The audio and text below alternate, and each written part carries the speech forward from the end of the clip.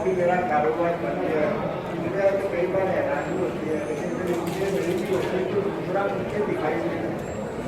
इसको मैं कहूँ कि मेरी जगह इसको ये सब कुछ ऐसा कोई भी है। जब मेरे भी शुरू हुए हैं तो ज़बरदस्त आपने अक्टूबर 1963 में आपकी पहली किताब सुनील संगीत की आई। अक्टूबर 1963 में मैं 3 महीने की, तो मुझे ये लगता है कि मैं समझती थी कि मैंने ज़माने को बदलते हुए देखा है, लेकिन आपने मुझसे बहुत बेहतर इस ज़माने को बदलते हुए देखा है। आज इस ऑडियंस में जहाँ हर उम्र के लोग आपको नजर आते हैं, आपको क्या लगता है कि इनकी रुचि वही है जो 1963 में थी, कि ये भी बदले हैं और इनके साथ साथ आपका लेखन भी बदला है? तो बदले बिना तो इतना ड्यूरेबल सिलसिला चल रहा है। एक ही तकनीक को पकड़े रहकर कितनी देर कोई सर्वाइव कर सकता है या खुद बदल सकता है। तो तू भी बदल समय की जवाब तो ये तो निगाह रखनी पड़ती है कि इसमें रीडर कौन सी चीज़ है वो सब्सक्राइब करता है, किसको ये व्यक्त करने में कैसे लगते हैं? तो कम्युनिकेशन है। मैं बहुत सारे पढ़ने पे लोगों की राय को इम्पोर्टेंस देता हूँ कि मेरे साथ के जरिए पोस्ट जो थी डाक पर डालती है मेरे को 100 लेटर आते हैं, तो सबका जवाब देना एक बड़ा वाक्य है, बड़ा वाक्य है। लेकिन मैं इसीलिए देखता था कि मेरा एक एफर्ट जो है बदलने तो उससे मेरे को अंदाजा होता था कि ये पर्टिकुलर चीज़ की मैंने बहुत ही किताबें अब इसमें बोल सकती तो मेरे को कुछ इस पर आ तो जैसे जैसे वक्त की डिमांड बढ़ी मैंने अपनी राइटिंग में बहुत तब्दीली की। मैंने कई नए कैरेक्टर ऐसे इनकलाबी पैदा किए हैं कि उनकी पॉपुलरिटी को देख के मेरे फेलो राइटर थे उनके पैरेलल कैरेक्टर बना खुली नकल मारी। तो मैं क्या करता था, मैं वो ट्रैक छोड़ देता गया पकड़ लेता था। तो हर बार ऐसे करना फॉलो करना पॉसिबल नहीं होता, हर बार पॉसिबल नहीं होता। ये तो सर्वाइवल ऑफ द फिटेस्ट की वजह से मेरे साथ यही मैंने यही कारोबार करना है और कुछ सीखा नहीं। If I want to improve my art, I have to subscribe to this particular thing. आप सर्वाइवल ऑफ द फिटेस्ट में इस दौड़ में कैसे आगे निकले? अगर ऑब्जेक्टिवली देखें अपने आप को, मुझे मालूम है कि अपने आप को ऑब्जेक्टिवली देखना मुश्किल है, लेकिन अगर मैं आपसे पूछूं कि ऑब्जेक्टिवली आपको अपनी क्या स्ट्रेंथ नजर आती है जिस वजह से आपकी इतनी माशाल्लाह लंबी उम्र रही है राइटर? इसके लिए मेरे को बड़ी आइसोलेट बात करनी जरूर कहिए।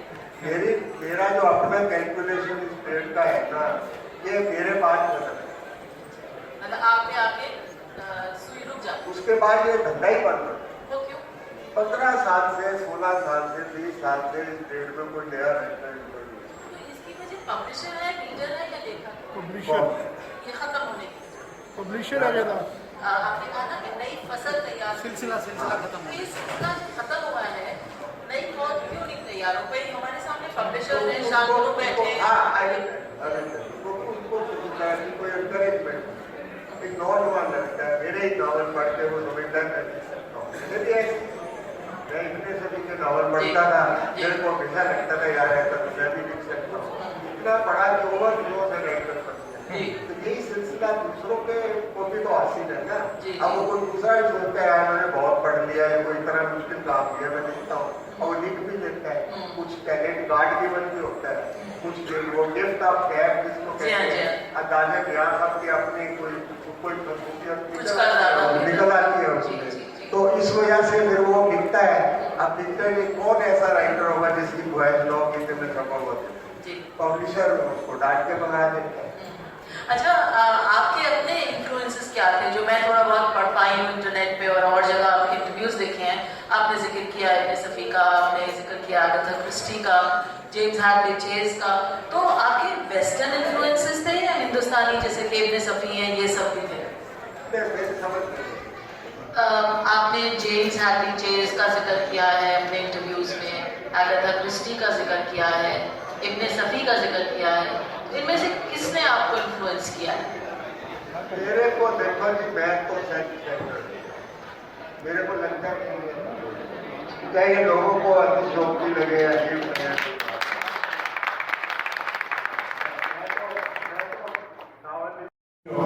ऐसा नहीं होना चाहिए। नहीं, लेकिन खुशफहमी नहीं है जब इतनी किताबें बिक रही हैं और इतने लोग आपको पसंद कर रहे हैं, तो यकीनन ये खुशफहमी नहीं है। देखो बेटा, मैडम जी, मैं एक बात आपको मैं कहता हूँ दिल से, आई may not be a good writer, but I am a very sincere writer। मैंने लिखा पढ़े के साथ कोई धोखेबाजी नहीं की, कभी कोई डटे नहीं। मैं नावल को ये पढ़ने रीडर की तरह देखता हूँ कि इसको मैं चैटिंग में अगर मैं रीडर होता तो मेरा कैसा लगता है। अगर वो मेरे को नहीं ठीक लगता तो मुझे ही पसंद किया, मैंने रीडर को कैसे पसंद। मैंने बहुत नावल रीडर किए इसी सनक में, इसी जुनून में, कि ये और अच्छा होता है, ये और अच्छा होता। अगर वो मैं ना करूँगा मेहनत तो जो ओरिजिनल वर्जन है उसको नहीं, वो कैसे सीखा उस कारोबार तक? पहले मुझे वो फर्क का हाईलाइट करना पड़ेगा जो आप पे और मेरे में, जो खालिश लेखक में और कारोबारी लेखक। हम गरीब हैं, आप नहीं हैं। नहीं है, हम आपसे ज़्यादा गरीब हैं। एक बंदे के में कुछ तरक्की करने इससे कोई कारोबार का भला नहीं हो गया। इससे वो कारोबार, हिंदुस्तान की एक सबसे बड़ी बदकिस्मती है, कोई खालिश नहीं कर, सिर्फ कलम दवात के सदके घर की दाल रोटी नहीं चला। कृष्ण चंद्र का कितना मशहूर किस्सा है। कृष्ण चंद्र से लोगों ने पूछा कि आप करते क्या? उन्होंने कहा मैं लेखक। उन्होंने कहा नहीं, आप असल में क्या करते हैं? असल में क्या करते हैं क्योंकि देखो, अब वो उसमें क्या था कि मैं इसी नाते मुल्क से अपनी रोजी रोटी की मांग करता हूँ। और ये तो वर्ड भी फटकार लगाए कि वो प्रेमचंद की पोस्टर्स करके आते हो तो उसके रविंद्रनाथ टैगोर की है, वो बहुत अच्छा पर्सन था। जरा ऑडियंस के साथ शेयर कीजिए, शायद सब लोग ना जानते हैं उस बारे में। किशन चंद्र का एक नावल है, बावन करते बड़ा फेवरेट नावल था। उनकी कोई रिप्रेजेंटेटिव राइटिंग में नहीं है, वो बहुत शानदार नावल नहीं था, लेकिन उन्होंने कुछ बातें उसमें बहुत शानदार। एक लेखक गवर्नमेंट में सरकार के पास जाके कहता है कि उससे पूछा गया तो क्या करते हो, कहते मैं लेखक। कहता वो तो तुम हो, असल में क्या की बात किस्मत है कि लेखक बनने के अलावा भी कुछ और करना पड़ता है। पहले ये कह रहा था, अब एक कोई हिंदुस्तान में कोई अधीर कोई इसको सबका बंदा बता दो, बारीक चेतन बदल जो कलम दवा से अपना घर चला सकता और रोजी रोटी चला सकता, तो वो दूसरा कारोबार थाम नहीं। फाटन में तो ऐसा नहीं, जान ग्रीशम जैसे राइटर तो भाईजान खरीद सकते। तो भैया हिंदी की बदकिस्मती हुई, उनको फिर से याद है, अंग्रेजी की प्रोफाइल आप देख ही रहे, एक हाइक बना के उसकी लाखों में सेल बढ़ा दी। नावल पढ़ के कोई कह दे ये बहुत बढ़िया है या पढ़ने के लायक, it is ordinary guider variety of the novel, but everybody is after it. अगर वो खरीद के बगल में नहीं दबाएगा नौजवान लड़का के वो तो बैकवर्ड हो जाएगा। तो फिर ये तो अपनी अवेयरनेस बढ़ाने के लिए भी किताब खरीदनी पड़ती है। इंग्लिश के रीडर के पास बहुत पैसा है, उसकी माइंड तो बेस्ट भी है, हिंदी वाले के पास नहीं है ऐसा पैसा। लेकिन हिंदी में भी अब हार्परकॉलिन्स की जो ये किताब है, इसकी कीमत, इसका प्रोडक्शन, इसकी प्रिंटिंग, हर लिहाज से ये चेंज आया है। जो पहले किताबें आती थी 50 पैसे की एक किताब और जिसका कागज खराब होता था, एक तब्दीली तो आई है। ये आपको ऑप्टिमिस्टिक नहीं लगता है? तब्दीली तो आई है, लेकिन उस प्रपोर्शन में जिस प्रपोर्शन में किताब की कीमत बढ़ी है, उस प्रपोर्शन में हिंदी के रीडर की बाई कैपेसिटी तो नहीं बढ़ी ना। मैं इस बात पे ऐसे रहे इंग्लिश का नौजवान रीडर बुक स्टॉल में जाता है, अपनी पसंद की किताब बगल में दबाता है और फिर दुकानदार से पूछता है कितने पैसे देंगे। हिंदी का रीडर पहले पीठ पे किताब की कीमत देखता है, रख के घर आ जाता है, 200 रुपये में बहुत देंगे। तो ये बात किसको इफेक्ट करती है? राइटर को। ये 125 रुपये की किताब है, बहुत महंगी लगती है लोगों को, और पब्लिशर कहता है कि 225 में कुछ नहीं बल्कि, जबकि आम अंग्रेजी की किताब 300 से 400 ही रखती है, 600 रुपये कीमत रखती है। तो शांतनु और मीनाक्षी से ये सवाल मीनाक्षी क्या जवाब है आपके पास इसी प्राइसिंग का? बाद में बात करेंगे खुफिया तौर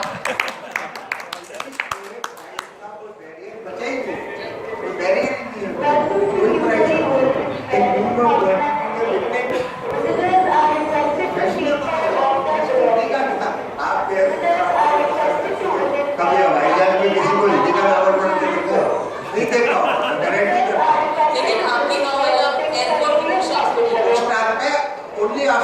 करता है उससे पहले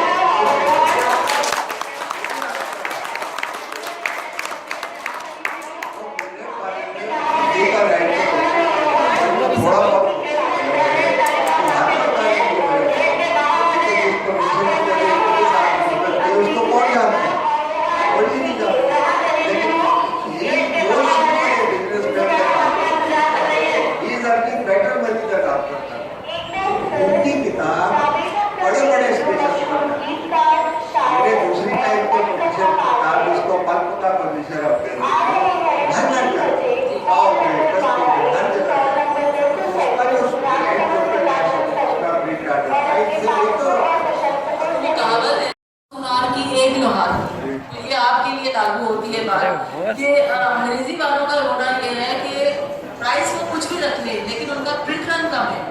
आपकी ना बिकते हुए भी अगर 25,000 बिक रही है तभी भी बहुत है। तो I think by and large in your case the numbers are still in your favour, don't you think? And there is always a potential for further. There is always a potential for further. It depends upon the promotion strategy of the publisher and people. अगर उसकी मर्जी है तो बहुत कुछ हो सकता है, मर्जी नहीं है एक किताब खत्म हो गई, even focus on the next. लेकिन जो किताब को अलाइन रखने की जो परंपरा है और बड़े पब्लिशर है जिन्होंने जो छापा अलाइन रहता है, ऐसी कोई रस्म। अच्छा, आप थोड़ी सी बात करते हैं आपकी ज़बान के बारे में। मैंने जो सरसरी तौर पे पहली चीज़ मुझे जो स्ट्राइक की आपकी किताब खोलने पे वो है ज़बान। एक बहुत शीरीन मिश्रण है हिंदी और उर्दू का। तो इसकी क्या वजह है? आपकी बहुत गूढ़ हिंदी नहीं है, आपकी मुश्किल ज़बान नहीं है, बल्कि जो एक ट्रेडिशन था इब्न सफ़ी का, हल्की फुल्की रोज़मर्रा की ज़बान। हिंदी और उर्दू ही नहीं, इसमें पंजाबी और इंग्लिश भी जोड़ दिया। मैंने 4 जुबानों का मजमूआ बना के एक अपनी जुबान तैयार की है। मुझे प्रॉपर नहीं, मुझे चारों में से एक भी आती पकड़। मैं लाहौर में बैठा हुआ 3 जमातें मैंने उर्दू में पढ़ी, इसलिए मेरे को उर्दू आता है। उर्दू के राइटर मैंने दबा के पढ़े, उर्दू में भी पढ़े, हिंदी में भी पढ़े। उसके बाद यहाँ आने के बाद हिंदी मीडियम हो गया। मैं साइंस पढ़ता था, हिंदी में मेरा सब्जेक्ट, हायर सेकेंडरी के बाद इंग्लिश में मेरा सब्जेक्ट। मैंने अच्छा तो तरीके से तो एक ही बात ही आप क्या बोल रहे हैं, ये बड़ी सूत्र लिख के दिखा सकता हूँ, गलत है। सेम बात उसी में एक बार इसमें मैंने एक ऐसा एक मजमूआ बनाया है इस जुबान का जिससे मेरी आइडेंटिटी बनती है। मेरी किताब का टाइटल पढ़ दो, कहीं नाम न दिखाई दे, बीच में से एक बंदा किसी को पकड़ा दो, वो उसे पढ़ के कहेगा कि ऐसा पढ़ने की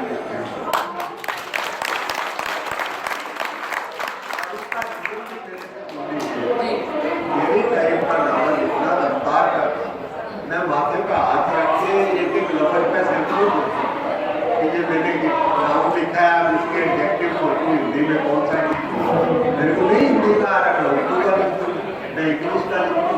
तो रफ्तार जो है की इंग्रेडिएंट है आपका। मेरा मिशन राइटर को, रीडर को कहानी सुनाना। अब मेरा ये मानना है कि राइटर का भाषा शास्त्री होना जरूरी नहीं होता। क्या नहीं होता? भाषा शास्त्री होना जरूरी नहीं होता। वो एजुकेशनिस्ट नहीं है, उसने लोगों को भाषा नहीं सिखानी, उसने कहानी सुनानी।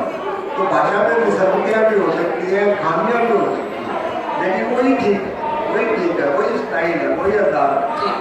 आप मेरे को कोई उर्दू की कोई हिंदी की किताब दीजिए, इंग्लिश का नहीं लगता, मैं उसमें बहुत कुछ निकाल देता हूँ, लेकिन वो एक रवानगी होती है, एक रफ्तार होती है, उसमें वो चलते हैं। अब चूंकि जबान की बात हो रही है तो प्लॉट बगैर रिवील किए हुए इसके शुरू से एक आध कुछ पेज पढ़ दीजिए इस किताब से,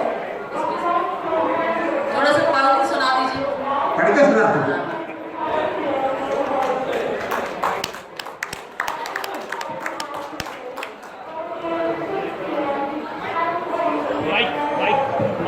I am so very handicapped, but I have to remove my specs to read this. I can read all right.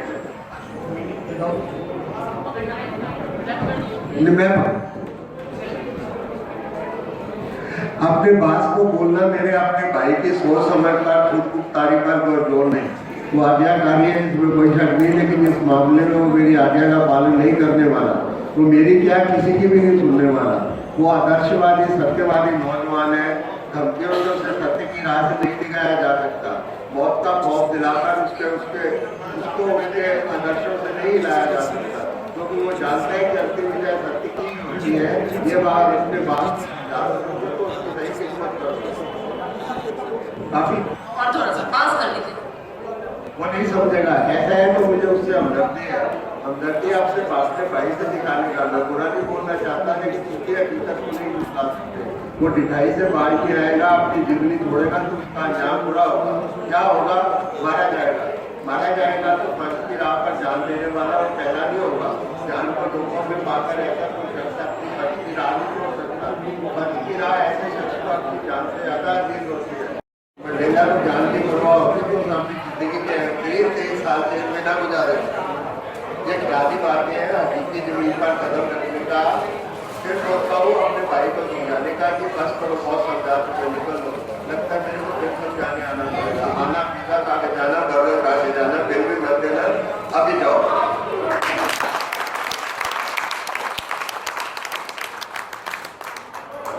मैं अपनी तरफ से कह रहा हूँ और थोड़े से आप लोगों के लिए भी कह रहा हूँ। मैंने उर्दू से बहुत, मैं हिंदी के राइटर का से बिल्कुल मुक्ति, मैं कभी रोक नहीं। मसलन इब्ने सफी और उतने सभी को छोड़ो, वो तो मेरे से भी खराब बने। अच्छा, तो आपसे अच्छे कौन है?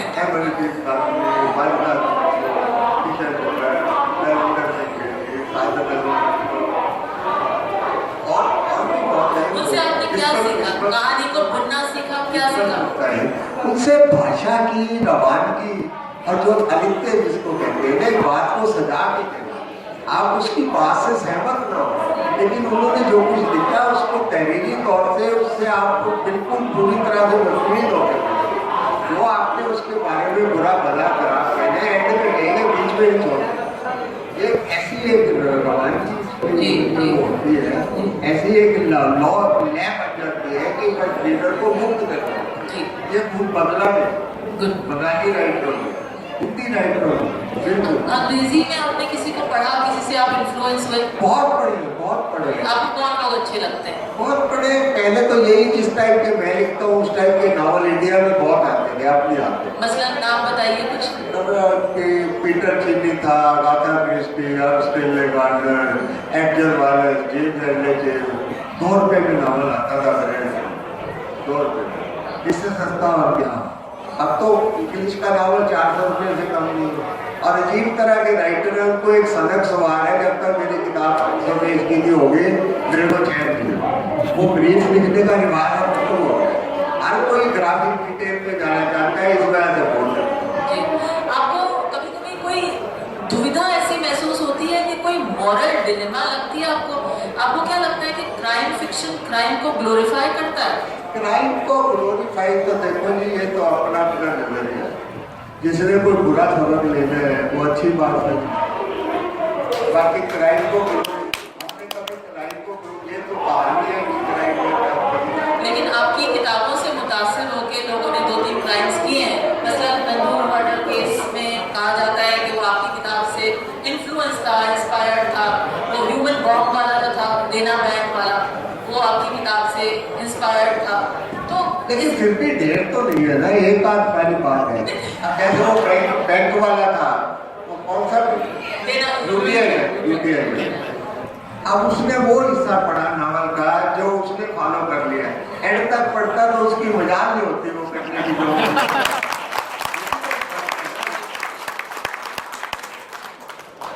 रामायण पढ़ के रावण से भी तो सबक लेते हैं, पड़ोसी की बीवी लेके मार जाओ।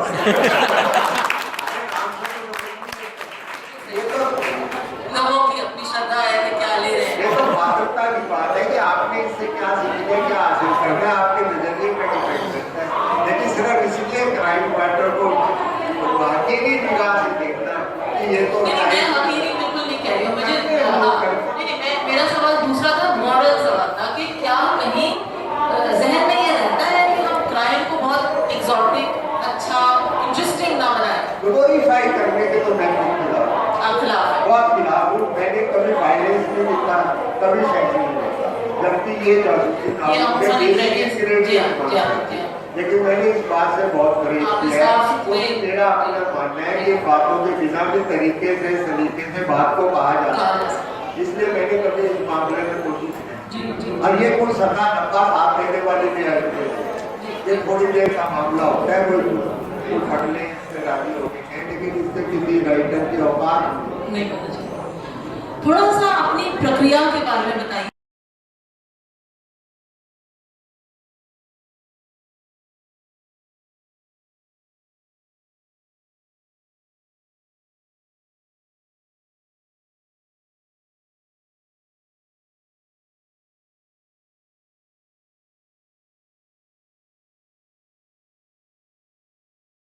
साइंटिस्ट से ज्यादा फॉरेंसिक जानते हैं, तो ये इल्म आपको कैसे मिलता है, कहाँ से मिलता है? पता है जानने की, उसमें पढ़ो, स्टडी करो, कुछ अपनी अपना हाथ में लगाने से समझ में आ जाती है, समझ में आ जाती है का कंपेरिजन होता है, बुलेट कैसे पहचानी जाती है, कौन सी कंपनी चली है, सारी बातें मुझे बड़ी अच्छी तरह आती है।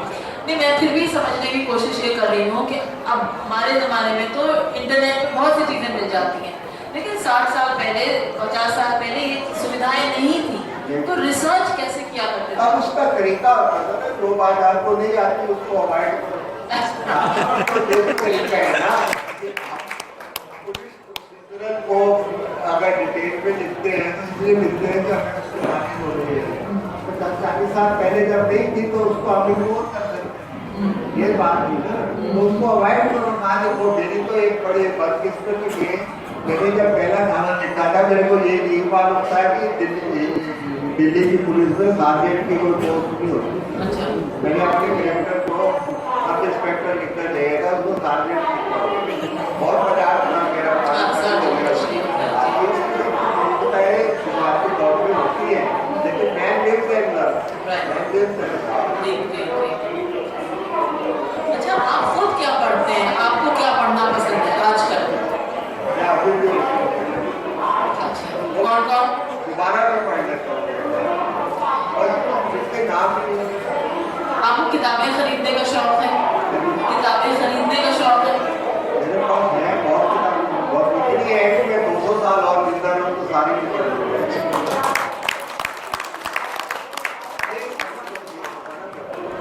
I don't hesitate spending for it. यही से कमाया है, यहाँ खर्च कर दिया, क्या आता है, किताब से ही कमाया है। जी जी क्या फर्क पड़ता है? तो फिर से एक सवाल जिस पे मैं बात खत्म करूंगी और ऑडियंस से पूछूंगी अगर उनके सवाल है कि नई फसल क्यों नहीं तैयार हो पा रही है? सिर्फ पब्लिशर का ब्लेम कैसे हो सकता है? पब्लिशर जिम्मेदार, पब्लिशर जिम्मेदार, वो किसी को शेयर देता ही नहीं, उसके पास कोई ऐसा मैकेनिज्म भी नहीं है कि वो स्क्रिप्ट को एवेल्युएट करे। आपको हैरानी होगी ये बात सुन के, जो मेरा दूसरे टाइप का पब्लिशर है, उसे भी पता मैंने क्या कहा। मैं स्क्रिप्ट देता हूँ, वो सीधे टाइप सेटिंग के लिए पकड़ा देता है, टाइप सेटिंग से सीधे प्रिंटर के पास चली जाती है, किताब प्रिंटिंग होती है, उसको कुछ भी मालूम राइटर में ये लोग थोड़ी करेंगे ऐसे, ये तो पढ़ते हैं उसको कुछ भी लेना देना, उसको मेरा जो नाम है स्टैम्पिंग हो गया, उसको कैद करना है, मैं पूरा लिख के दबा दूँ उसको कबूल। ये खराब एटीट्यूड है। जब आपकी एक बात को देखो ना, मैं भी तो नया राइटर ही था ना, मैं भी तो नया राइटर है, किसी को मेरे में तो गुण दिखाई दिया, तो आपके नए लिखने वाले में तो वो गुण हो सकता है, आप उसको करो, उसकी कोई मैग्निफिकेशन की कोई किसी तरह की कोई जरूरत करो, छाप के रिस्क करो, आप लिखेगा या कोई ज्यादा कुछ लिख देगा, तो कोशिश नहीं करता, इसी वजह से पब्लिकेशन बंद हो गए, उनको राइटर नहीं मिलता, नए राइटर गुजरात को रिस्क नहीं लेना चाहते। लेकिन मेरी किताब चलती है तो मुझे 10 साल तो हो सकते हैं, मैं सबको एक नाम नहीं दे सकता, इसी वजह से सारे पब्लिकेशन 60-65 पब्लिकेशन क्या रहे। अब आप खुद कल्पना कीजिए, जब उसको 4 के बाद भी छापते होगा, वो डाइवर्सिफाई करेंगे या तो और टाइप की किताबें छापेंगे या तो नहीं बनेंगे। तो अल्लाह करे आप बहुत 100 साल जिए, बहुत किताबें लिखी, लेकिन आपके बाद क्या क्राइम फिक्शन का की दुकान बंद हो जाएगी हिंदुस्तान में? पक्का गारंटी करता हूँ, हिंदी में नहीं दिखाई देगा ना, क्योंकि जब कोई राइटर को लिखने के लिए प्रेरित नहीं कर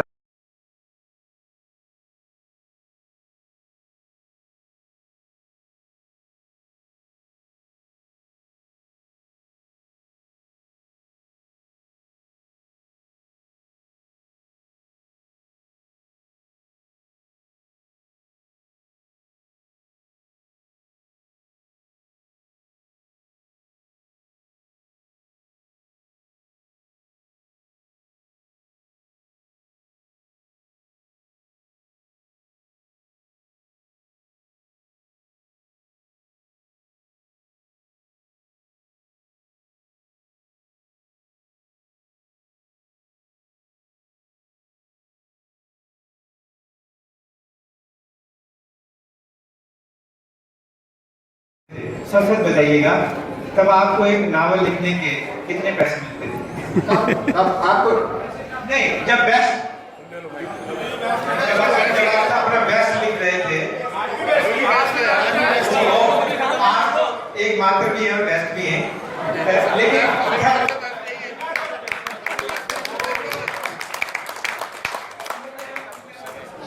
यह आज बजा लीजिए, आज की, लेकिन फिर आज दिक्कत आ सकती है अगर लाखों में मिलते होंगे आपको,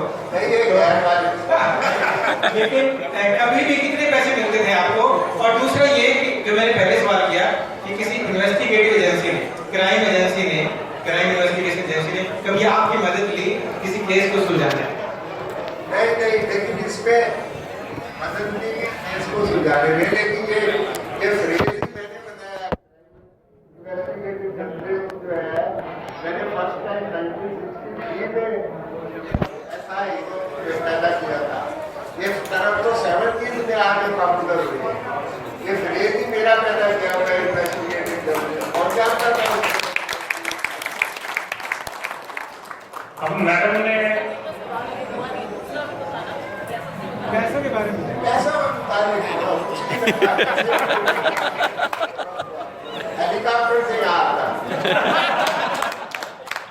मैं कुछ पूछना नहीं, बताना चाहूंगा। मैडम ने सर से क्वेश्चन किया था कि आप क्राइम फिक्शन लिखते हैं, रोमांस या प्यार वगैरह क्यों नहीं लिखते? उसमें मैं कुछ क्लैरिफिकेशन देना चाहूंगा।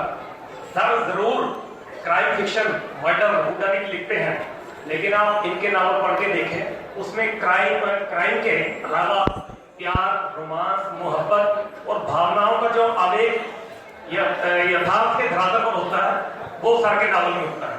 एक्सक्लूसिवली रोमांस लिखने की कोई जरूरत नहीं है, क्योंकि एक्सक्लूसिव रोमांस जो है वो कल्पना होती है, वो यथार्थ के धरातल पर खड़े नहीं उतरती। ये सर हैं जो यथार्थ के धरातल पर खड़े उतरते हैं। Thank you. अब हमारा वक्त बिल्कुल खत्म हो रहा है, तो पाठक साहब मैं बस एक शेर के साथ बात खत्म करती हूँ। अल्लाह करे जोरे कलम और ज्यादा। Thank you Akshara, thank you Pathak ji. एक मिनट, हम आपको कुछ देना चाहते हैं। हमारे मैनेजिंग एडिटर शांतनु रॉय चौधरी आपको एक पोस्टर आपकी किताबों का देंगे।